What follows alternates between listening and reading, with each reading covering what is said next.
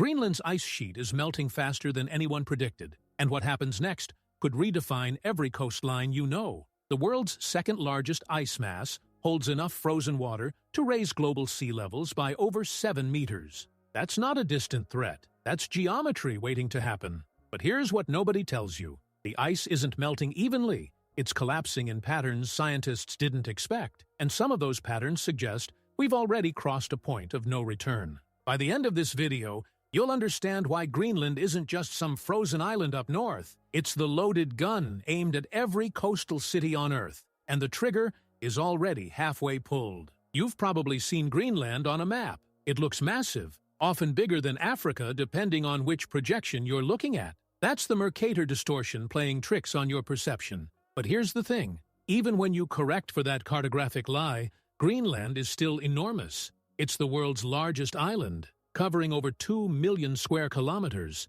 But size isn't what makes Greenland terrifying. It's what's on top of it. 80% of Greenland is buried under an ice sheet that averages 1.5 kilometers thick. In some places, that ice reaches depths of over 3 kilometers. Imagine a frozen mass so heavy it actually pushes the bedrock beneath it down into the Earth's mantle. That's not snow. That's a geological force. Now, here's where it gets wild. If that entire ice sheet melted, sea levels worldwide would rise by 7.4 meters. That's over 24 feet. Every major coastal city, gone or radically transformed. Miami, New York, London, Shanghai, Mumbai, entire nations like the Maldives and Bangladesh, underwater. We're not talking about gradual flooding over centuries. We're talking about a cascade scenario where once critical thresholds are crossed, the melt accelerates exponentially. And here's the part most people miss. It's not a question of if, it's a question of when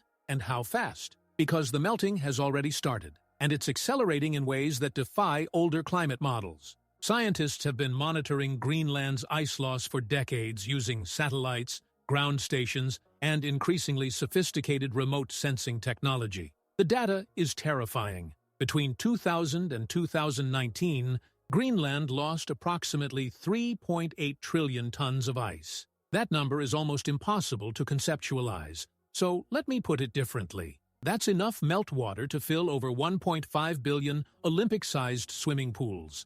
Every year, the rate increases. Some summers now see ice loss equivalent to what used to take a decade. And in a moment, you'll see why this isn't just about temperature. It's about feedback loops that compound the problem in ways we're only beginning to understand. But first, we need to talk about why Greenland even has an ice sheet in the first place, because understanding that history reveals just how fragile the current situation really is. Greenland wasn't always frozen. Millions of years ago, it was covered in forests. But around 2.7 million years ago, during the late Pliocene epoch, global temperatures dropped, and ice began accumulating in Greenland's interior highlands. Over millennia, that ice grew, layer upon layer, compressing into the massive sheet we see today. The ice preserved ancient air bubbles, creating a climate archive that scientists drill into like a time machine. Ice cores from Greenland have given us detailed records going back over 100,000 years,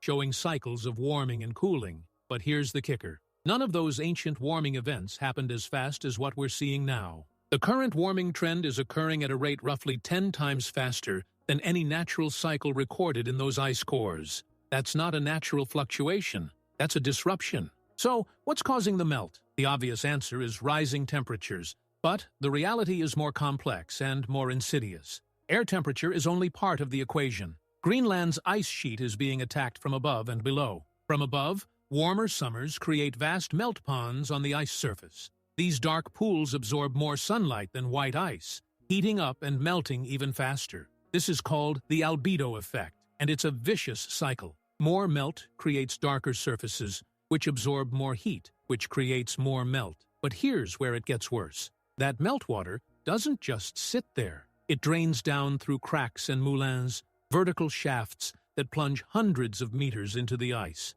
When that water reaches the bedrock at the bottom of the ice sheet, it acts as a lubricant, allowing massive sections of ice to slide toward the ocean faster than they would through normal glacier flow. This accelerated movement means more ice reaches the coast, where it calves off into icebergs and melts in the warmer ocean water. And that brings us to the attack from below. Ocean currents in the North Atlantic are warming, and these warmer waters are undercutting Greenland's coastal glaciers. Imagine a glacier that's been flowing slowly for centuries, held back by the friction of cold water at its base. Now introduce water that's just a few degrees warmer. Suddenly, the ice at the glacier's terminus begins melting from underneath, destabilizing the entire structure. Massive chunks break off in events that can release as much energy as a small earthquake. These calving events are becoming more frequent and more dramatic. In 2012, a chunk of ice twice the size of Manhattan broke off from the Petermann Glacier. In 2019,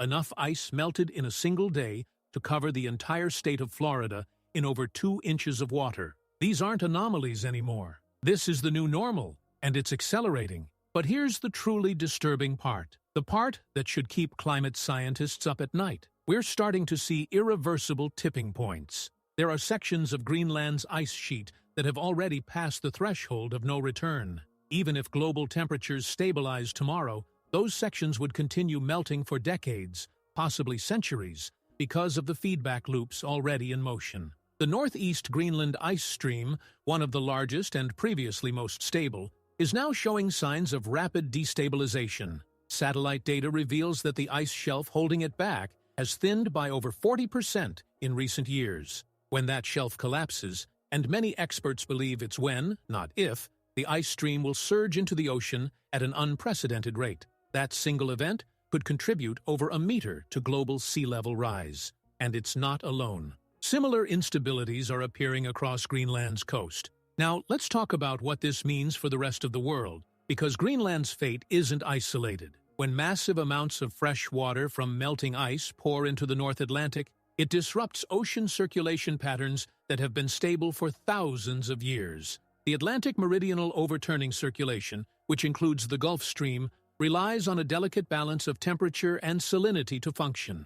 Cold, salty water sinks in the North Atlantic, driving a conveyor belt of currents that distributes heat around the globe. But when you dump trillions of tons of fresh meltwater into the system, you dilute that salinity. Fresh water doesn't sink as readily, which can slow or even shut down the circulation. Some models suggest we're already seeing a slowdown. If the Amos were to collapse, the consequences would be catastrophic. Europe would experience colder winters despite global warming, tropical monsoons could fail, and weather patterns worldwide would shift in unpredictable ways. Greenland's ice isn't just a local problem, it's a trigger for global chaos. And then there's the geopolitical dimension, because as the ice melts, Greenland itself becomes more accessible and more valuable. The island sits at the intersection of North America and Europe, with potential shipping routes that could cut transit times between the Atlantic and Pacific by thousands of kilometers. The fabled Northwest Passage, long sought by explorers, is becoming navigable for longer periods each year. That's great for shipping companies, but it also creates new strategic competition. The United States maintains Thule Air Base in northern Greenland, a critical early warning station for missile defense. Russia has been expanding its Arctic military presence. China has declared itself a near-Arctic state and is investing heavily in infrastructure projects across the region. Denmark, which still technically governs Greenland, is caught in the middle as Greenland's own independence movement gains momentum. The melting ice isn't just changing geography, it's redrawing power dynamics on a global scale. But let's bring this back to something more tangible. What happens to the people who actually live in Greenland? The island has a population of approximately 56,000, mostly Inuit and Danish descendants. Most live along the southwestern coast, in towns like Nuuk, the capital, which has a population around 19,000. These communities have adapted to life in one of the harshest environments on Earth for thousands of years. They hunt seals and fish. They navigate fjords by boat in summer and by dog sled in winter. But climate change is upending that traditional way of life. Ice that used to be predictable is now unreliable. Hunters fall through thin ice that should have been solid. Permafrost, that has been frozen for millennia, is thawing, destabilizing buildings and infrastructure. At the same time, warmer temperatures bring opportunities, longer growing seasons, potential for agriculture and forestry, and the possibility of mining vast mineral deposits previously locked under ice. Greenland holds significant reserves of rare earth elements,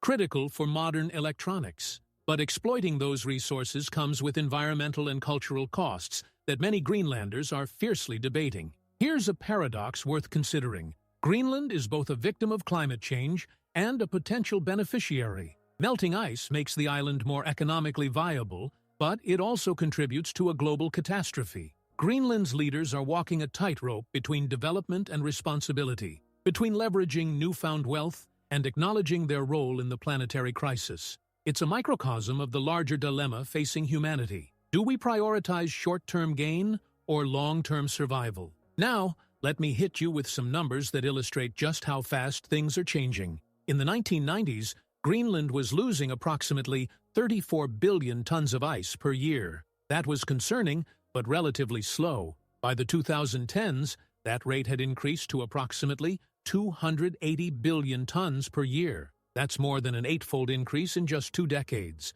And the acceleration continues. The summer of 2019 saw the highest melt rates ever recorded, with over 529 billion tons of ice lost in a single year. To put that in perspective, that's roughly 11 billion tons of ice every single week, or 1.5 billion tons every single day. That's the equivalent of filling over 600,000 Olympic pools daily with meltwater, and it's not slowing down. Projections suggest that by the end of this century, Greenland could be losing over 1 trillion tons of ice annually if current trends continue. But what does that actually mean for sea level rise? This is where the math gets both simple and terrifying. Every 360 billion tons of ice that melts from Greenland raises global sea levels by approximately 1 millimeter. That might sound trivial, but remember, we're losing hundreds of billions of tons every year now, and that rate is increasing. By 2100, if we don't radically change course,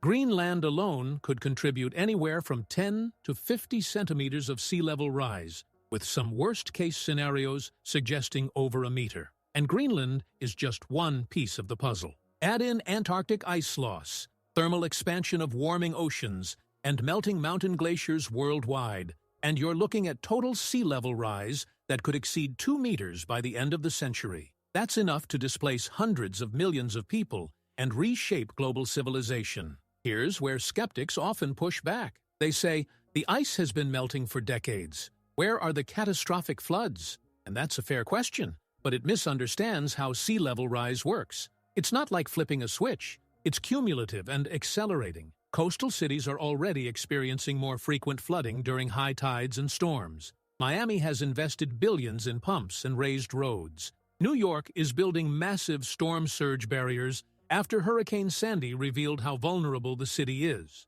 Jakarta is literally sinking and has announced plans to move the capital. These are not hypothetical problems. They're happening now. The difference is that most people don't experience sea level rise as a single dramatic event. They experience it as a slow creep of inconvenience that gradually becomes unmanageable until suddenly it's too late. By the time the water is at your doorstep, the chance to prevent it has long passed. And here's the cruel irony. The communities that will suffer first and worst are often the ones that contributed least to the problem. Small island nations in the Pacific and Indian Oceans have virtually negligible carbon emissions, yet they face existential threats from rising seas. Meanwhile, the wealthy nations that drove industrialization and fossil fuel consumption have the resources to adapt, at least for a while. But even wealth has limits. You can't build a seawall high enough to hold back 7 meters of ocean. You can't pump water faster than the planet can deliver it. At some point, adaptation becomes impossible, and the only option is retreat. So what can be done? The honest answer is complicated and unsatisfying. Stopping the melt entirely is no longer possible. Too much momentum is already in the system. But we can slow it down, potentially buying decades of time to adapt and prepare. That requires aggressive reductions in greenhouse gas emissions, which means transitioning away from fossil fuels faster than any major economy has ever done. It means protecting and restoring natural carbon sinks like forests and wetlands. It means investing in technologies that can remove carbon from the atmosphere, though those are still experimental and nowhere near the scale needed. And it means accepting that some changes are now locked in and preparing for them with resilience and equity in mind. But there's also a wild card that nobody likes to talk about: geoengineering. Some scientists have proposed radical interventions like artificially brightening clouds over the Arctic to reflect more sunlight, or even building massive underwater walls to prevent warm ocean currents from reaching vulnerable glaciers. These ideas sound like science fiction, and they come with enormous risks and ethical questions. Who decides to geoengineer the planet? What if the side effects are worse than the original problem? And yet, as the situation becomes more desperate, these once unthinkable options are moving into mainstream scientific discussion. Greenland's ice sheet might force humanity into a position where we have to choose between uncomfortable action and catastrophic inaction. Here's the bottom line. Greenland is not just a remote island covered in ice. It's a planetary thermostat that's been set to melt, and the heat is rising faster than we anticipated. The ice sheet that took millions of years to build could largely disappear within centuries if we don't act. And when it does, the world that emerges will be fundamentally different. Coastlines will retreat, cities will be abandoned or fortified, populations will migrate on a scale never seen before. Future historians, if they exist, will look back at this moment and ask, why didn't they act when they still had time? The truth is, we still have a window, but it's closing fast. Greenland's message is clear. The ice doesn't negotiate, and physics doesn't care about politics or economics. It simply does what the laws of thermodynamics dictate, and right now, those laws are melting the ice. If you found this deep dive into Greenland's ice sheet as eye-opening as I hope, consider subscribing to stay updated on more map and geography content that reveals the hidden systems shaping our world. And before you go, hit the like button and drop a comment answering this. Do you think humanity will act in time to slow Greenland's melt? Or are we already past the point of meaningful action? I genuinely want to know what you think. Check the description for sources and additional reading on Arctic climate science. Thanks for watching, and remember, the maps we draw today might be obsolete tomorrow. The question is whether we're ready for the world those new maps will show.